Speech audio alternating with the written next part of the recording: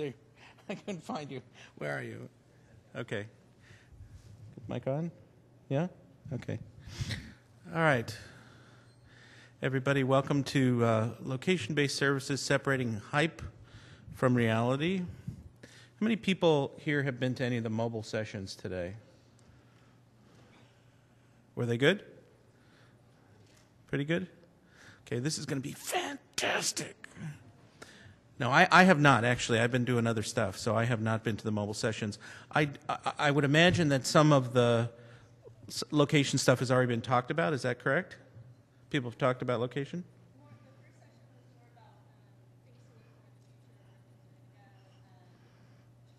So not a lot of talk about location. Okay. All right. Okay.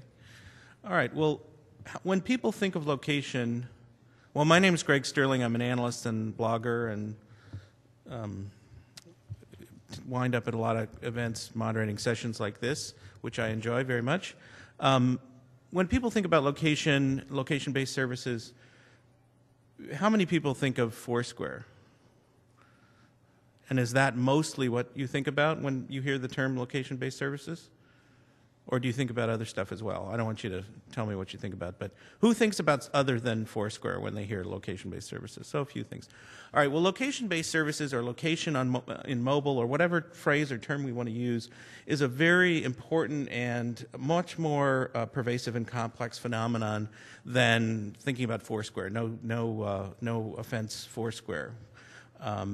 And what we're hoping to do with this panel today is really open up your thinking, if you don't already have a broad view of it, and show you that there's a wide range of things possible with location on mobile devices, and that location, in fact, means a lot of different things depending upon the context. And so we have a nice, really excellent group of speakers here to show you different types of things going on with location on mobile devices and help stimulate some of your thinking. We'll have about 15 minutes at the end of the session for question and answer, but I'm going to discontinue my preamble here and call up Alistair Goodman from Placecast to do the first presentation. So please welcome him. Thanks, Greg.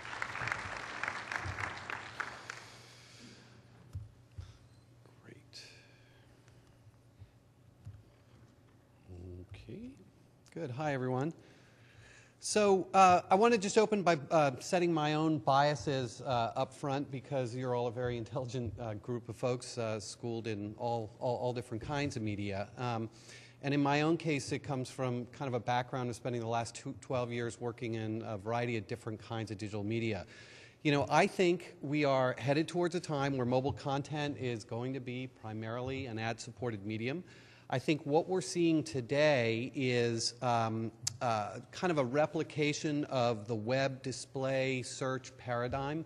I'm not at all convinced that that's ultimately how it's going to play out on mobile. And the reason, as all of us kind of know, mobile's a very different device. It's a very personal device. And you know, where I think we're actually headed, and it's very early days, we're seeing lots of great experimentation and learning, is that it's not going to be per se about advertising the way we think about advertising on the web today. I think some of the things that we're going to see a lot more commonly in the web, and this has informed a lot of the work that we've been doing since 2005 at Placecast, is we're going to see more in the way of opt-in. I actually think that location is going to become a part of the fabric of everything that happens on the mobile device. So what we're seeing today is a lot of experiments, whether it's Foursquare or what we're doing at Placecast or any of the deal services. But one of the other key kind of components is that it's going to be personalized, because that device is so personal and intimate. I also think that a lot of what we're doing on mobile is going to also include that transactable component, that ability to actually make a purchase or transact from the device. And I think ultimately with media, we're going to see things that today may be priced on a per campaign kind of delivery basis, but in the ultimate kind of end run, we're actually going to see much more of a performance model. So the great kind of news today is, I think, about locations, we're seeing a lot of really different, interesting executions, and all of them provide opportunities to learn. I think if there's one thing that you take away from today, it should be this. What all of us in the location-based space are learning is that where someone is and when they're there is actually highly predictive of what they might be interested in. potentially even more so than all the data you might mine about their past behavior. And I think that is going to actually change everything that we're doing around mobile and how location begins to make its way into the fabric of everything we're doing. Now, in our own case, we set out to solve a challenge, which was how do you start to get to reach and scale with mobile? And apps are starting to scale in that regard. We actually started with some apps and did some playing and testing with that.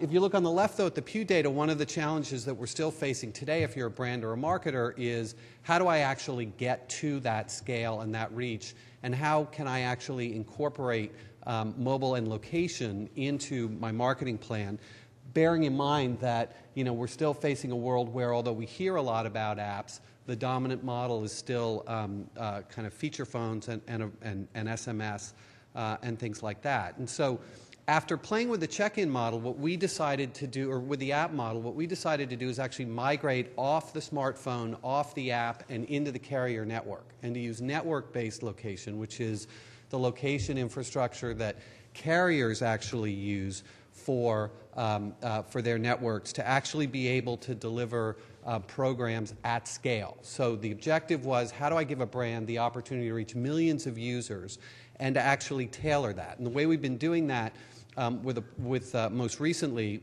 with a product called Shop Alerts is using geofences. So this idea of putting zones around a place, and when a user is found inside one of those zones, you actually have the ability to send them a tailored message on their device for something that's available nearby, rendered as an SMS or an MMS, but then that you can actually click through if you're on a smartphone to do something more immersive. The key kind of components of that, though, are double opt-in, so there's no chance that a consumer gets into one of these programs by accident, right? They're very aware of what they're doing, and I believe, in addition, that continuing to give consumers more and more control over what they expose and what they get on their phone is actually going to be key. Then they get located in the geofence and they get an offer. So the way we've been developing programs is offering two models. We have an acquisition model, which was recently deployed by AT&T, which you see on the left, and is also today being used by O2 in the UK. It's one of the largest carriers in the UK, where the carrier can actually opt in their subscribers to receive messages on the device, and then advertisers and brands rotate through it. And that's contrasted with more of a retention or CRM model, where the brand can actually run their own programs, they own the data, they own the users, they have a direct communication with that user tied to the offers and the geofences that they're delivering. So a couple different examples of how brands are using this kind of an approach. So in the UK, Starbucks actually used the O2 network and geofences to deliver a program introducing their new Via Instant Coffee product. And so for that program, it was the ability to put geofences around stores to promote a specific offer with a discount code and a coupon to try the Via product in the store, and then ultimately also to put geofences around grocery stores where you could purchase the multi-product, the multi-pack item. I mentioned a little bit the O2 program. That program now, they're actually using it as a loyalty and a retention mechanism. So consumers who are subscribers to O2 actually believe that they're getting special offers because they're an O2 customer. And increasingly, O2 is doing a good job of getting those offers for their consumers. And they have 2.5 million opted-in consumers into this program who are regularly getting messages from brands. Sonic was one of the first brands that actually tried this, and what's interesting there is the ability to promote different menu items throughout the day, and also to be able to change those promotions at each individual venue and track them with a discount code in terms of the redemption. And to kind of manage that at the store or the venue level. And that was a very direct response type of execution. And then the North Face actually doesn't do a lot of discounting. They're using it as a way to stay in touch with their best customers, putting geofences around events they sponsor like the X Games and delivering content when their consumers are actually there.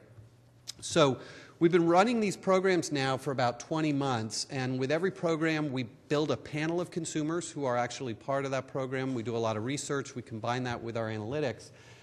It's still sort of very early days, but we're starting to see some really kind of promising indications of the potential for using location and tied to offers as a way to connect with consumers. I mean, consistently we're hearing that consumers find this type of approach appealing and useful.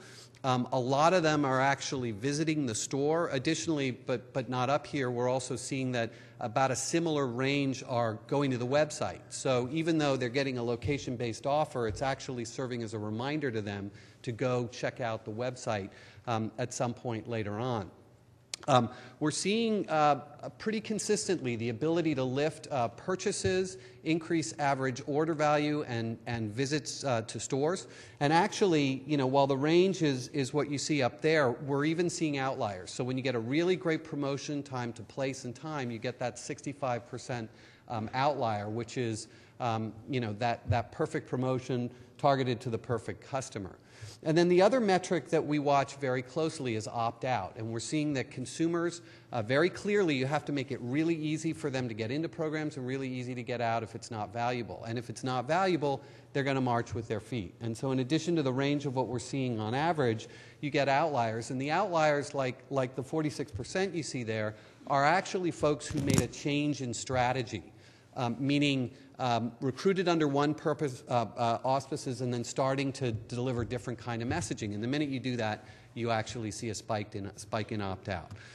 So the last thing I'd just say is we've also been asking this same question of our panels around the use of location in order to deliver offers. And I think what's interesting there is we're consistently seeing that as long as there's a good exchange of value, consumers are willing to actually share some of their location information as long as they're getting that something in return.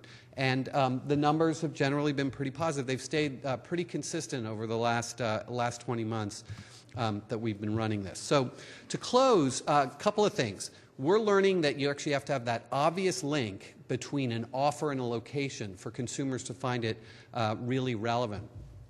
Whether we like it or not, consumers are all being educated now by Groupon and others to look for deals. You actually have to provide those incentives, because the minute you get rid of those incentives, then the consumers are less interested. We are seeing that this is great for driving impulse purchases, but we've also seen that for longer purchase consideration cycle products, you can actually influence the purchase cycle over time. And actually, interestingly, the prevailing view is that someone gets an offer on their phone when they're walking by the store, they go in, they make a purchase. And what we're actually seeing is that they only do that about 20% of the time, 20-25% of the time, if they're going to make a purchase at all. The remainder purchase within a couple of hours to several, even up to several days later, but that location served as a reminder. So, you know, I'm going to a meeting, I can't stop now, but when I'm coming home tonight, I'll actually stop in and make that purchase. We've seen successful recruitment into the programs a variety of different ways, from Facebook, from email, directly from SMS, in-store signage. And then lastly, we're learning a lot about geofences. You know, among other things, we're learning that you can make them bigger, because it's actually about getting a user in a mindset to make a purchase, not just about getting them when they're walking by a store. So a lot of good learnings there, but that's kind of basically what we've achieved so far. I think we're going to hold questions to the end. Yeah. Okay. Thank you. Okay, great. Go ahead. Go right ahead, Jeff. Hi, everyone. It's okay. You can say hi. It's all right. I'm Jeff Summers. I'm here today to talk to you about Microsoft Tag. And one of the first things I want to talk about just a little bit is that as advertising professionals, as marketers, you know, really our job, as we all know, is to tell stories. And Tag is one of those technologies that is really designed to help you tell a story better. It's a way to connect the physical and digital world so that you can bring to life experiences that up till now have been relatively limited in terms of how we can tell that story. So before coming to this panel today, Greg said, hey, I want you to come with, you know, really, and he used this word specifically, sexy examples of how your technology is being used today. So this is the sexiest one we can come up with. We're not, ladies, I apologize, we don't have Old Spice yet using us, or else he would be up here too. But this is a good example of an ad that's using Tag today. And you can see the red tag in that left-hand corner there. It's a 2D barcode, and Tag is a platform that allows you to release a trigger onto that barcode. And you can see that by triggering that barcode, what you're going to get is an experience that takes that user from just reading the ad or looking at the ad to one where they can actually start to experience a video and engage more deeply with, in this case, Brooklyn Decker. So tags have been used across a number of platforms. You can see here some examples. And just a show of hands, how many people have seen a tag in a magazine or an ad? Terrific. Okay, so you guys are pretty familiar with this. The one that most people commonly recall when they think about tags is the lower left-hand corner, the one with the kind of colorful triangles. What a lot of people don't realize is that tag, one of its unique qualities is that it actually can be customized. So you can see some of those examples up here. So a question we get often is, why now? Why tag? I don't get it. These barcode things have been around for a long time. What's the big deal? Why is Microsoft so interested in doing this? And just to give you some examples, and I think some of you have probably seen some of this information in the past, of the world's 4 billion mobile phones in use right now, 1 billion of them are smartphones. So in terms of people having the capability to actually engage with these kinds of codes in their pocket, it's now, and it's happening right now. In terms of how people are using their phones, you can see that tags come into play in a particularly key way in terms of location, because half of all local searches right now are performed on mobile devices. So people are, as we know, like ourselves, are out and about, working, interacting with the world around them, and they're actually doing searches. And they're trying to engage with the world that's right in front of them at that particular moment in time, which is a fantastic opportunity for us as advertisers and marketers to connect with them. You can see that from what we've started to learn, that almost 30% of mobile users are open to scanning a mobile tag to get coupons. So as Alistair was just talking about, offers are really important. And being able to tailor those offers at the moment that someone's at a specific location becomes really valuable. And then, interestingly enough, what we start to see in our research is that women aged 35 to 54 are the most active group in mobile socialization. So when you think about social games, sharing, engaging with the media around them, women are a terrific target here for us. So we've taken all this together as we were thinking about building the tag technology, and what we're starting to see is some very, very good results. So in the first 3 months of this year, for example, the number of users using tag per month has increased by about 250%.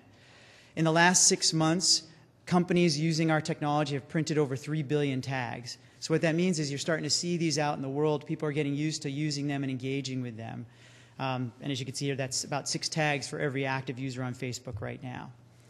In March of this year, we announced that there were over 50% more scans than any other month we'd had up to this point. So we're starting to see this sort of hockey stick movement across this kind of technology where people are starting to use it in bigger and bigger ways across broader and broader purposes. And you can see here that, and bear in mind, we're essentially, with this particular technology, a local US team. You can start to see where people across the world are scanning. So the spread is happening. It is viral. It is going on right now. And it's a terrific time to be engaged with this kind of technology. Here's some examples of how people have been using tags and scanning. So you can see a lot more information about, similar to what Alistair was talking about earlier, about learning more about a product, connecting to more information, gravitating towards coupons and other sources of information like that.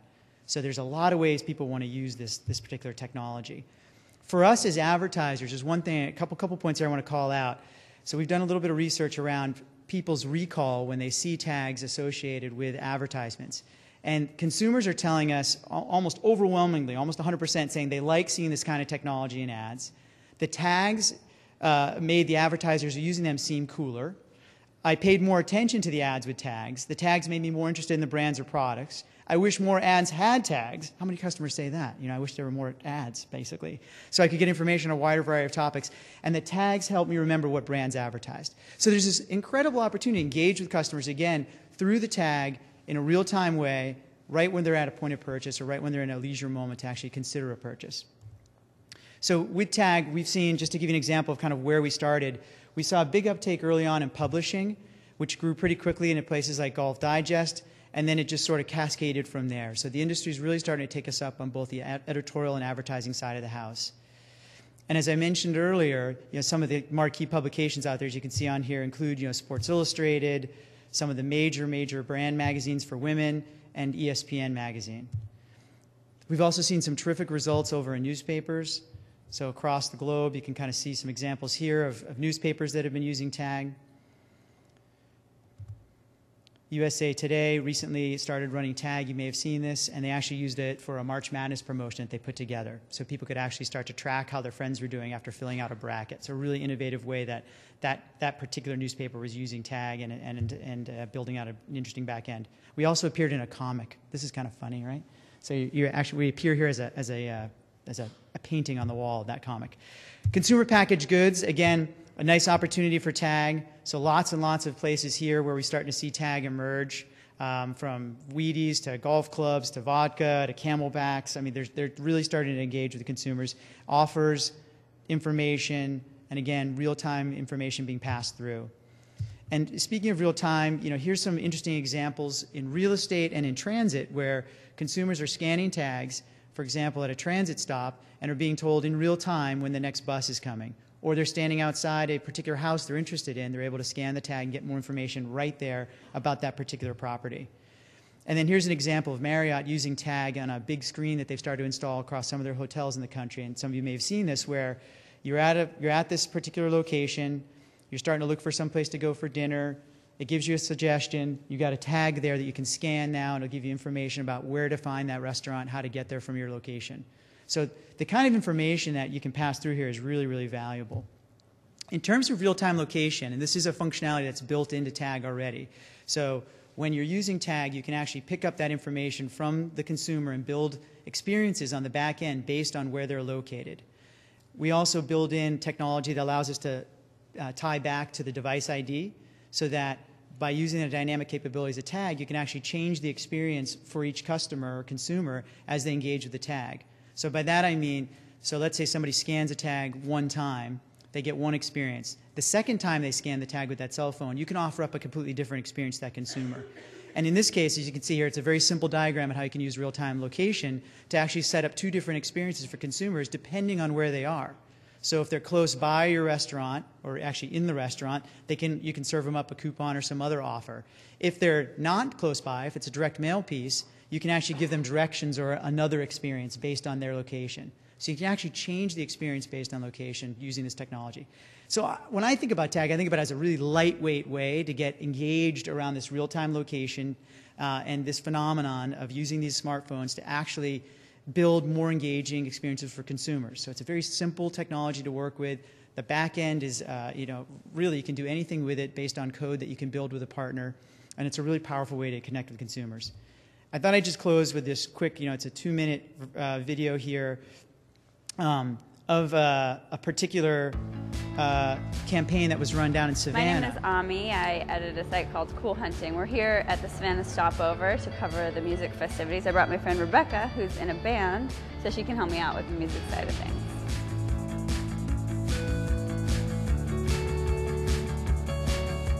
Microsoft is sponsoring the festival, and they have this thing called Tag, the mobile-enabled device, which hopefully is going to help us find out where the bands are playing and all of their stuff that's going on.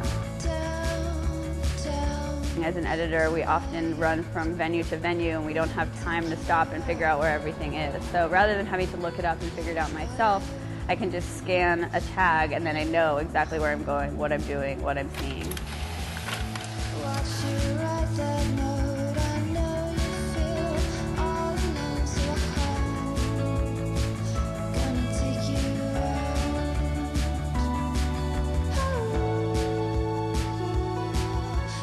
There's an art show. All the bands have posters with a tag in it, so then you can learn more about the artist and the band. OARC is tonight at 11 at Hangfire, and then Milagros is at midnight. What do you think? I like them. They're poppy. Yeah. All right. Let's go. There's also special discounts at some of the local retailers. We also heard that there's this party bus that will take us around to the different locations, and we just have to use tag to find it, which is going to be super helpful. We're going to be going from venue to venue all night long.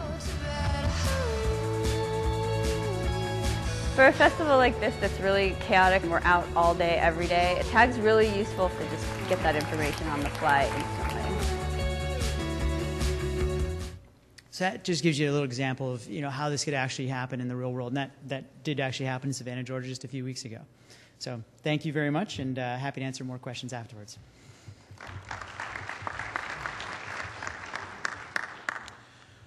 So thank you, both Alistair and Jeff. Those are two really interesting ways that the digital and the real worlds, that traditional media and digital can be connected in that, where location is a central feature of that. And so now, for another perspective on location and mobility, I'm going to bring up CBS Interactive and IPG Emerging Media Lab. So why don't you guys come on up? All right. Give me 1 second to switch presentations. Sorry about that. Is it this one here? Nope. Let's hope so. No.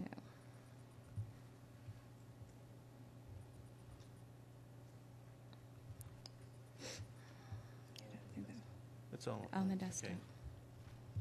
There we go.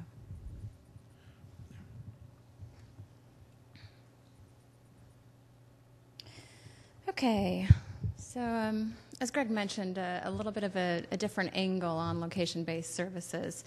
So my name's Ann Claudio. I head up research for CBS Interactive, and some people are familiar with some of our brands, and others I think I constantly am getting surprises on the brands that roll into CBS Interactive. For CBS Interactive, we really are at this intersection point for CBS and their multi-platform strategy. So we are doing, of course, we have a number of websites like cbssports.com, we have CNET, we've got GameSpot and Metacritic and Chow and TV.com, Urban Baby, on down the list. We keep, there's a number that fit into that. So of course we've been in .com, and I refer to it as .com now versus mobile, because you can't really talk about digital or internet any longer. That's becoming so fragmented itself. So we've been in .com for a long time. Of course, we're owned by CBS, the television network, with plenty of TV shows and things there. And then we have a lot going on the mobile front. And so for us, over the last few months, we've been, kind of a year back, we've been doing a lot of thinking about what does people's usage of mobile devices mean for content flow, and where are things headed on that front. So in Q4, we looked at CNET. Of course, there's a lot of, everybody's trying to figure out what their tech purchases are going to be, Their tech purchases are going to be going into the holiday season. And CNET had launched an app called CNET Reviews. And so it was a great opportunity for us to work with Brian Monahan over at IPG Media Labs to just really get a good sense for what we were seeing on that front. So I'm going to turn it over to Brian. He heads up the IPG Media Lab, which is essentially the R&D arm of Interpublic. So he's going to run through some of the results, and I'll come back up at the end. All right. Thank you, Ann. So identifying where somebody is on the planet is definitely a signal of intent, right? So where they are, when they are, that would imply commercial intent. And so we've talked about some ways to get a message onto somebody's person at that moment of truth, right? So you can do it through geographic targeting. You can do it through some sort of marker that says something to the user to access data. You can wrap it in game dynamics and have them be playing a game, and then you can sort of pull up content, right? So now we can get messaging to them. But as marketers, as storytellers, we feel like we need to know a little bit more about what's really happening at that moment, because location-based marketing, location-based storytelling, it's different than storytelling on a piece of machinery like a PC or a TV, where you have somebody's attention, where you sort of know like what they're doing. They're surfing the web. You sort of know what's going on around them. At least you can sort of grok it. But we feel like when it comes to real marketing that leverages the technology, we sort of need a new dimension of empathy to sort of grok what's going on. And so the research that we did with CBS Interactive was really to try to understand, how is this technology, how is this location-based delivery of messaging, how does it really impact shopping, right? Because that's what we're trying to do, right? So we're trying to influence shopping. And so it was just a pleasure to work with Ann and with CBS and CNET to put this work together, which we are sharing today for the first time. So what did we do? Basically, just to sort of cut to the chase, we used the editorial review app, as Ann said, which basically is it's a barcode reader app. So you can sort of go up to a device and you can scan the UPC symbol and you pull up sort of editorial reviews and other information about the product. The app is sponsored right? So there are ads that run in the app.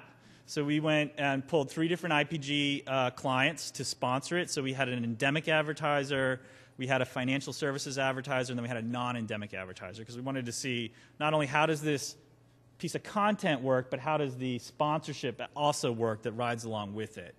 So we had 3 different advertisers, and basically what we did was it was a qualitative piece of research. We went and did shop-alongs in 2 different markets.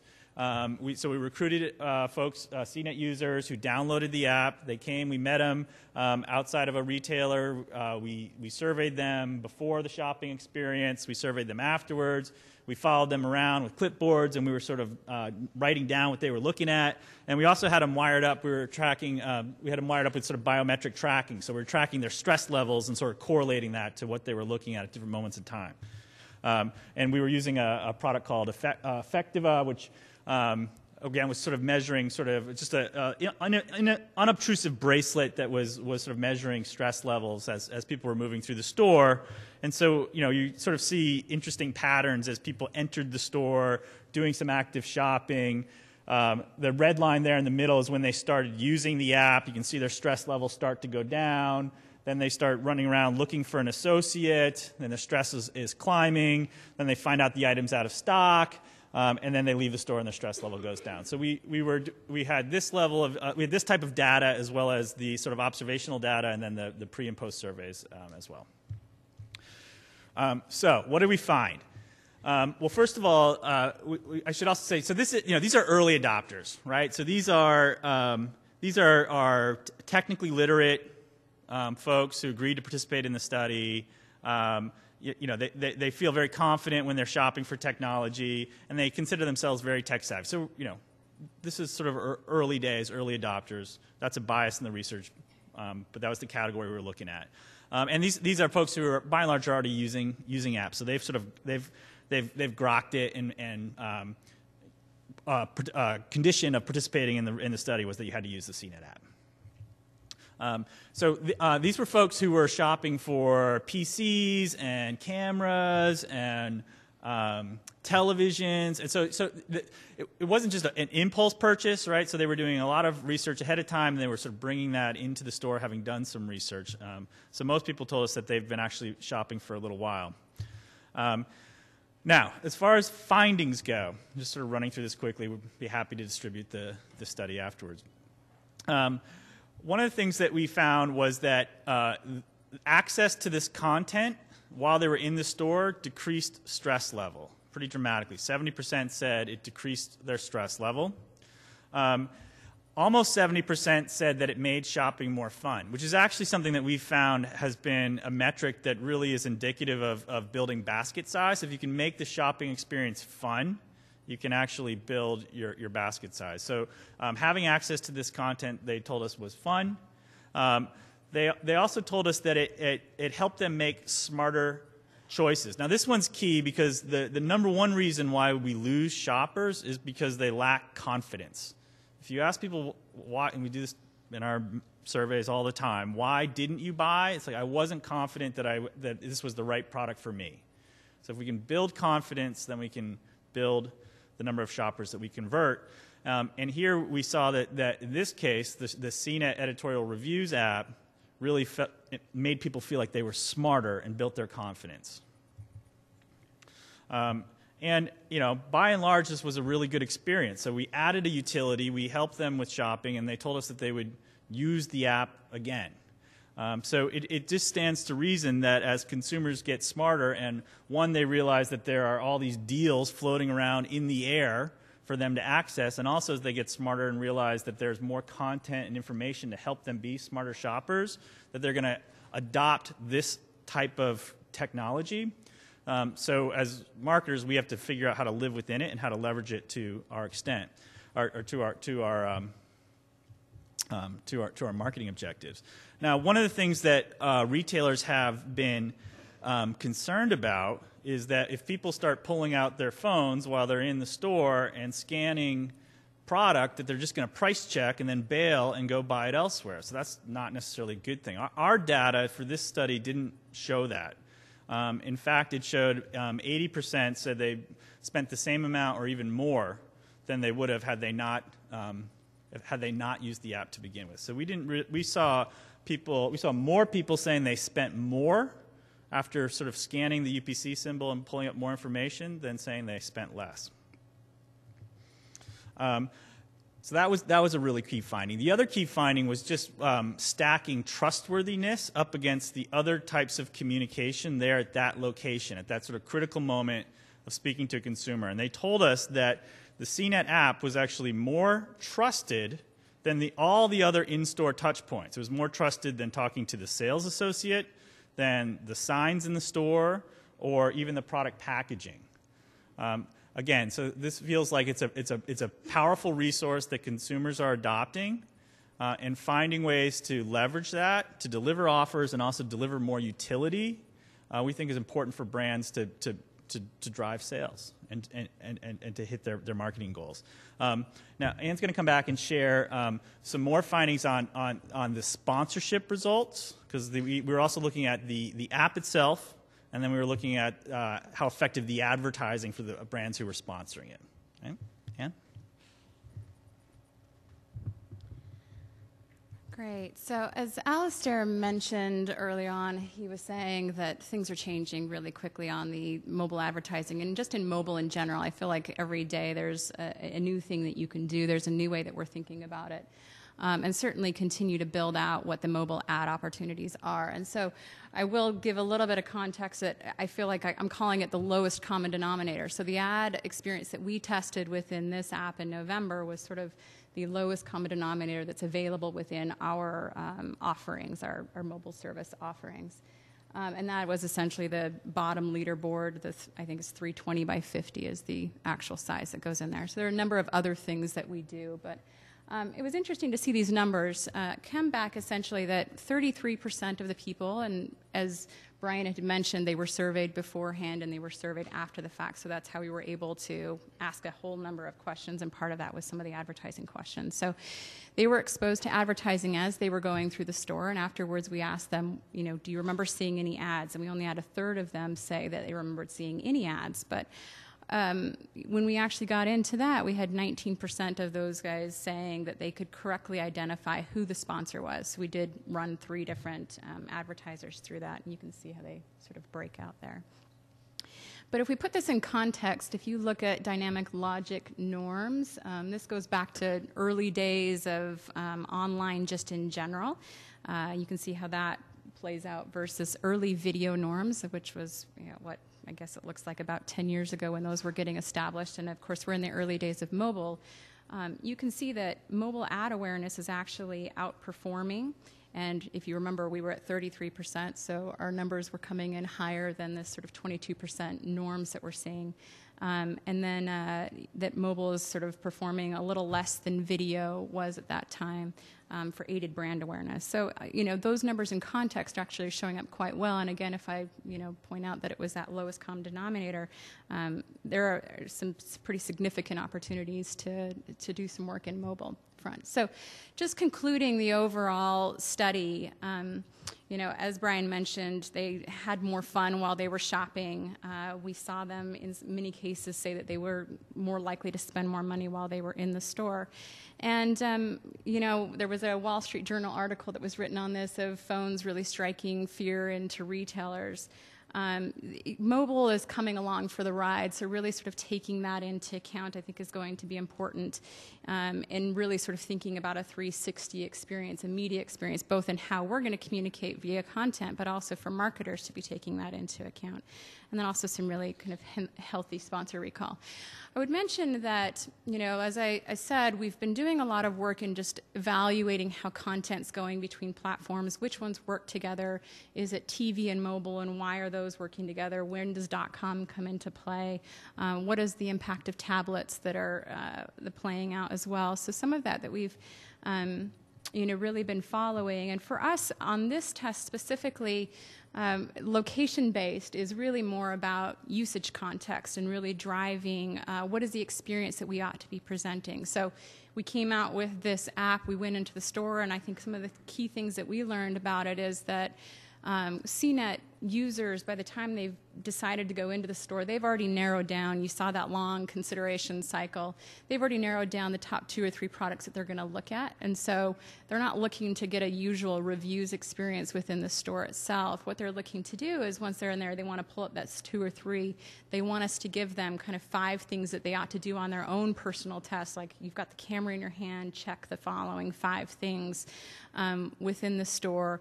But that usage context is very different than when they're standing waiting for the bus to show up and they just want to get caught up and their video is a little more relevant. So for us, location means something very different. It's much more around usage context and the experiences that people are looking for in mobile.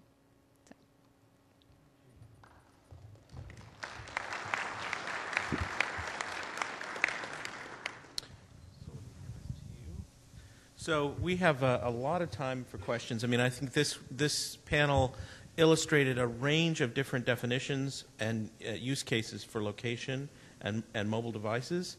And so we have a generous amount of time left for you to ask questions. I'm going to bring a mic down into the audience so you can ask about any of these scenarios or ask the panel anything about location-based services and mobility. So hang on for 1 second. Or shout it out if you can do it.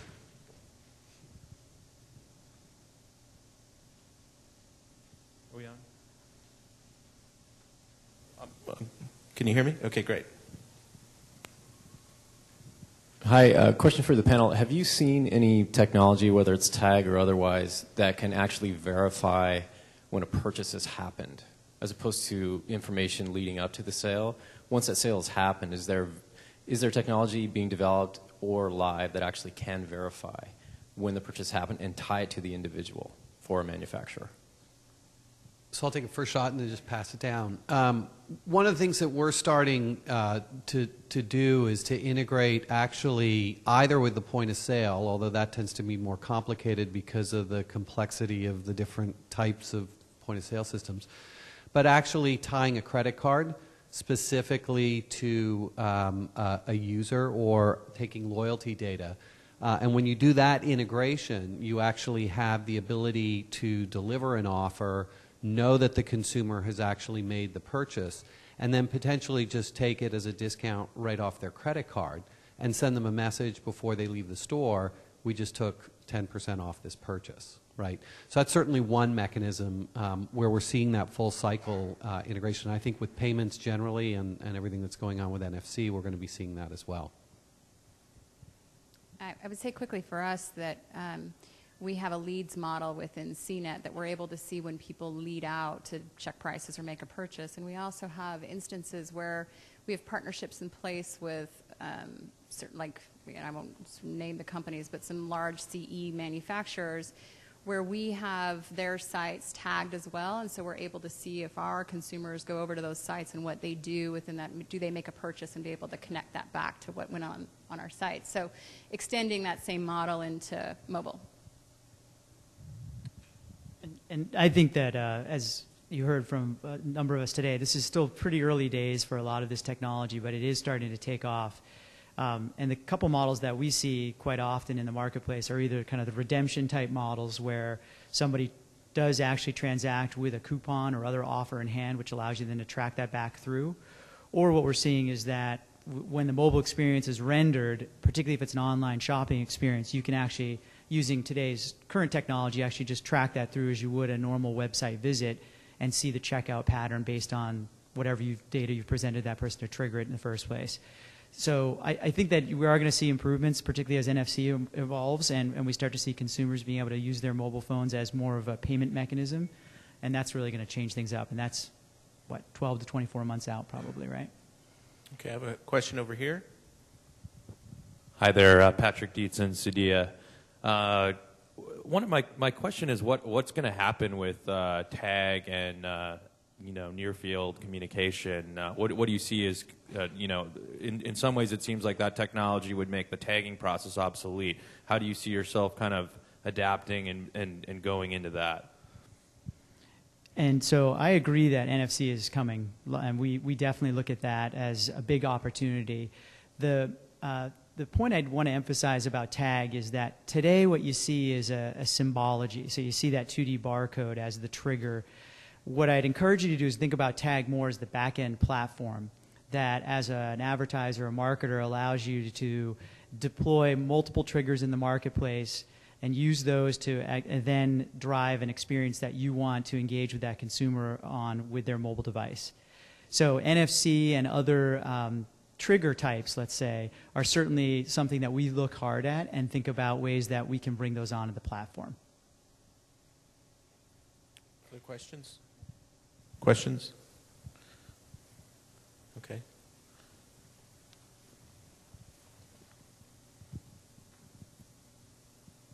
Where does privacy play a factor in all of this? Because we're kind of just stepping over that part of it, and I'm assuming that there's an opt-in at some point, but where in your mind does that happen?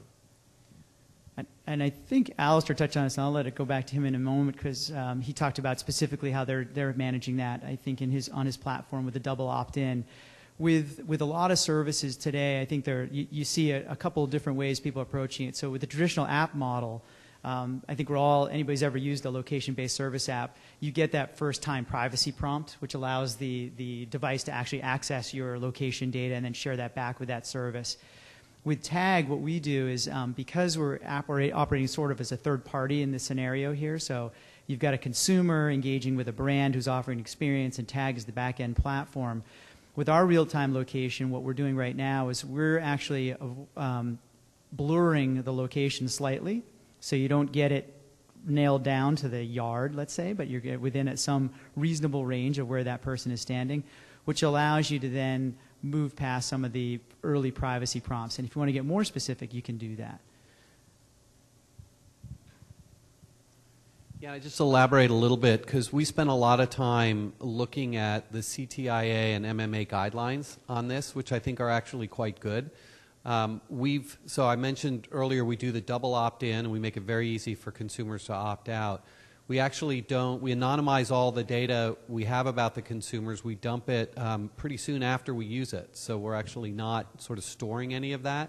And we're not broadcasting that data either. It only gets used in the moment to actually match something that a consumer has expressed interest in with an offer nearby. And I think, you know, all of this is going to be up for grabs, right? But one of the things that we've seen in our own work, you know, I came out of the display media space prior, we're actually seeing that when you collect a lot of information about location context, so all of the things that are both static and dynamic that are going on around a particular place, and you use that as the intelligence to decide what you're going to render in that particular moment to that user, you actually get a very rich picture that, that actually performs. And it performs regardless of whether you're delivering an SMS or whether you're doing a dynamic display ad into an app or into mobile web.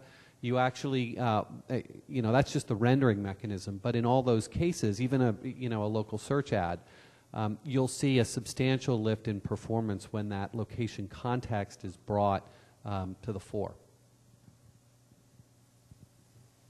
Hi, this is a question for Ann and Brian about the IPG CNET study. So as I'm looking at sort of all the stuff that's been, I thought it was brilliant work, by the way, but when I looked at all of the things that were going on, I mean, I saw shopper marketing, I saw customer relationship management, I saw couponing, I mean, I saw all sorts of these things. And then a lot of the metrics that seemed to come out in terms of what was being studied were kind of classic advertising metrics, you know, recall and, you know, could you name the sponsor, that kind of thing. And I wonder if you're not kind of caught a little bit between two worlds, and what thought you guys give to the limitations that the word advertising places on a lot of the work that you're doing.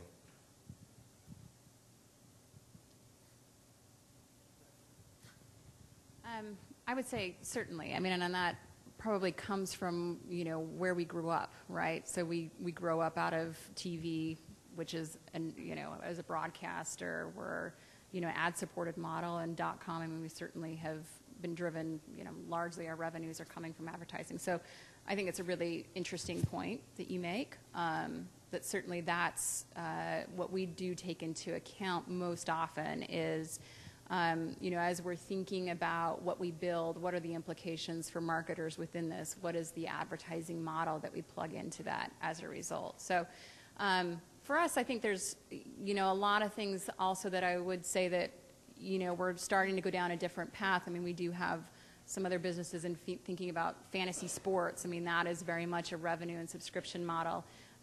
Or thinking about the tablet and what the tablet means and what are some of the experiences that we create on the tablet, which are very different from what we'll do for the iPhone or for Android. So those are less driven by the advertising model and more driven by, sort of user experience coming out of that and subscription models. Yeah, the only thing, I mean, it's a great question, Doug. So the only thing I would add is, whether the marketing experience is the little banner at the bottom of the content, or is it something that shows up in your inbox, or is it something that you scan and you pull up and you have a full screen experience, like it's all going to predicate on what consumers are trained to do and where they're going to find value in it, right? I think there's going to be a lot of sort of buzzing and beeping and things sort of happening on your phone the second you sort of get near a cash register. And so sort of finding like a way to sort of add value to that experience is step one, which is why when we did this study, we weren't getting too hung up on how those little banners do at the bottom of the thing. We were really trying to figure out, can we build confidence? Can we, is this trustworthy? How does this relate to the other forms of messaging that, the other marketing dials that we can turn when we're doing shopper marketing? And can we make it more fun? So can we make a better user experience? Because then we think that'll lead us to how we can build a better experience. I mean, obviously, what we're missing is the connection to conversion and purchase, and there's a lot of different hurdles there, but I think those are going to get straightened out shortly.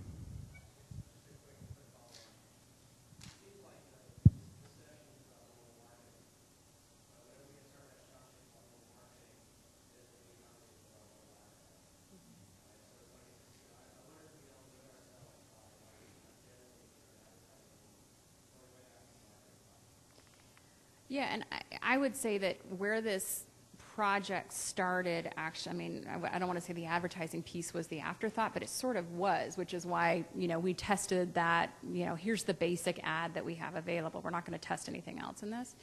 So really the context of the study was much more of like, what should we even be doing in the store with this app? If this is meant to go along as a CNET experience to a marketing experience for consumer election, what is the role essentially of this app within a store with a CNET person? So I think that's where we start a lot with our studies, and then, yeah, they always do get tied to advertising, so very good point.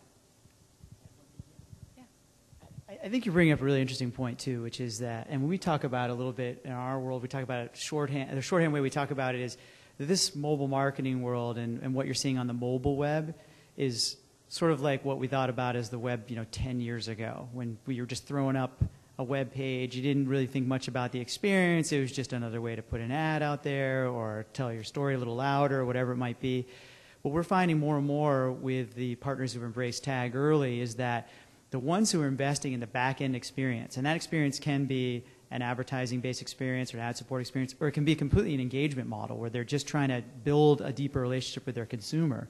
Those are the ones who are benefiting most from these kinds of technologies right now, because they're able to create that conversation, create that affinity, create that relationship with the consumer in a way that you haven't been able to do before. And that's where it gets really powerful to, I think, the point you're making. So I have a question about location. So when you're looking at things like proximity marketing or proximity messaging, how do you manage that so that you're not sending too many messages to the consumer? So, for example, if they opt in and they want, information about electronics, and you put a proximity area around, wherever that brand sells those electronics, and they're traveling and they pass by several locations, are they going to get, 10 messages? So how do you manage that so it's not annoying and that it truly is helpful for the consumer? So two things. One, you do frequency capping and message management, so you ensure that consumers only get a certain number of messages per week and that they never get the same message twice. The other thing is you increasingly turn over more and more control to the consumer, so the consumer can actually decide how many messages they want to get, when they might want to get messages. I only want to get fast food offers when it's around lunchtime, right? I only want to get fashion offers when it's nights or weekends and I'm out and about and I can actually take advantage of it. And we're seeing as we introduce these controls, you know, in the UK, with O2, for example, 2.5 million customers, they're actually asking for more messages. So at the moment, on average, they're getting 4 to 5 a week. Now, the UK market is certainly more evolved than the US market when it comes to things like marketing and messaging. But, you know, there you can actually open up and give the user a set of preferences and say, hey, you know, you can control how many of these messages. I mean, if you really want 10 on Saturday morning when you're out and about shopping, we can do that, right? So, Anybody want to add to that about control of too much frequency or spam or annoying the consumer? Obviously, our technology is a little different in the sense that you're choosing to engage at the point of experience. To the gentleman's earlier comment, though, about NFC and other types of technology as triggers, there is going to be a need for more consumer choice and control about how you want to engage with the world around you. I think we all remember the scenes from Minority Report where you're walking by those advertisements and they're all saying your name and talking to you. And you know, we're not far from that in many ways. It's just that advertisement's going to be in your pocket instead of hanging on the wall. So I think there's a great deal of responsibility we got to put into thinking about how we manage this for consumers. And if we do the right thing, they're going to find incredible value in it. Brian, I'd like you to say 2 seconds on what we initially talked about when we first talked about this session, about the mobile devices, the second screen, and a sort of a different view of location, the couch, or... Okay, yeah, cool. So, when Greg and I were sort of kicking around ideas to talk about location-based marketing and storytelling and content experiences, we were talking about, well, how do we move the conversation beyond Foursquare and games you can play and points you can accrue and whatnot. So we started talking about different ways you could get messages onto people's devices at moment of truth. We were talking about sort of the consumer experience. But then, one of the other areas where we've been doing a lot of work, I think it sort of falls under location-based marketing, is what happens when people are on their couch watching TV and they have a second screen in their lap or in their hand. And increasingly, we're seeing more and more of that behavior, that sort of layer of content viewing. So we're not seeing television viewing, hours spent watching TV going down. It's actually going up. But we're seeing even more sort of media being layered on top of that. And so there's another sort of, we think, powerful space to play with location-based marketing as we're trying to play off what's on the big screen with what's on the little screen. And so far, I think there's a lot going on around sort of, again, sort of games seem to sort of lead the charge with sort of socially sort of fueled games that you can play in context with the show that's on. But there seems to be some new stuff coming out that can hear the Nielsen sort of sub-audio tone, and you can synchronize the content in real time. You can use the closed caption signal to also synchronize it. So this idea of new marketing experiences that happen on the couch while you're watching TV is we think, another sort of big area for location-based marketing. So what I'd like you to do to sort of sum up and make your final remarks, because we're at the end of the session, is really just talk about, you went into your various experiments and tests and partnerships with certain kinds of notions and preconceptions about location-based marketing or your products, and what have you learned that has changed or broadened your view or your thinking about location and mobile devices and marketing on them. So why don't we start with Jeff and work back to Alistair.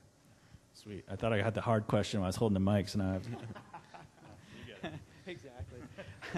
So I've touched on a few of the things that we've learned and that surprised us in some ways about tag. The first is that the experience does really matter. So consumers are looking for a payoff when they engage with that content, when they engage with the tag, when they engage with the brands that we represent or the ads we're building and so forth. So there's a real need for that. There's a real need to invest in the design and thought behind those experiences. And just to echo something that we were just talking about is that the notion that these types of experiences happen frequently or infrequently really depends on where you find that person. So one of the things that we found a little bit surprising was how quickly the publishing space embraced tag. And what we realized is that was because there's a moment of leisure there. There's a moment of time when somebody's kicked back, they're flicking through a magazine, they have their phone in their pockets while they're watching television now, while we're engaging with our newspapers while we're in the showers, whatever the heck, So, I mean, we've got them all the time with us. And what we're trying to do here is try to bring that experience forward for those consumers at a point where it makes sense for them. And that, again, is really why real-time location plays so importantly into all of this, because if you can bring it home to that point, it's really powerful. Okay, we're running short, so... Okay, I'll try to keep it short and sweet. So I guess the thing that surprised me with the study that we did with CNET was actually there was one slide I put up there that showed how the app was the most trusted source of information of any in-store contact. I didn't call attention to it, but the lowest rated source of trust was the sales associate, and I think that just sort of reinforced a lot of other stuff we're seeing in the lab in terms of how this sort of new media world that consumers live in, of total saturation, total mediation, constantly being pitched, that consumers are sort of trying to flee that world into a world of making up their minds for themselves, to like find real information, third-party information, trusted information, word-of-mouth information, to find the best deal, to find the best offer, and so it just. I think the rate of adoption of this style of shopping is going to surprise us on how quickly consumers latch onto it, because it is such a benefit to how they're going to spend their hard-earned money. I would say the two things that I keep coming back to, no matter how we look at mobile, regardless of the brand, is around cannibalization and around infancy. So time and time we keep, you sort of hear a new platform is launching and it's going to cannibalize the other platforms. So your point about TV time is not declining, it's actually increasing. It's increasing, and the media pie as a whole is increasing because people are doing more things at the same time. But that really is, for us, driving. We continue to see that the reason why they go to one of our sites on a mobile device is very different than why they would come to us on .com. So really understand that usage context. And then the infancy point is that I feel like where we are in offering up experiences and where we are in marketing on mobile is so far behind what the consumer demand is. So people have all these smartphones with all this capability, and in a lot of ways we're just still kind of figuring it out, whereas the demand for it is much further along. Alistair, you get the final word on location here on this panel. So I think, echoing this point, keeping it simple right now. The second is the power of opt-in. I've been astounded when you start opening up to consumers the opportunity to choose what they want when they want it, that location then becomes a very key vector, and this is the third point, in the purchase funnel, but it isn't purely just in driving a transaction immediately. Sometimes it can. For an impulse purchase, it can be very good. Right promotion, right time, right target, perfect. But it actually also plays a very strong role in a longer purchase consideration cycle and can serve as a really strong reminder. Think about your own lives. You remember where you were when you got certain important information, and we all log that in our heads. And I think that's the role that location can play in the marketing equation. Okay, thank you for everybody staying through the session, and thank you to the speakers for their presentations and comments.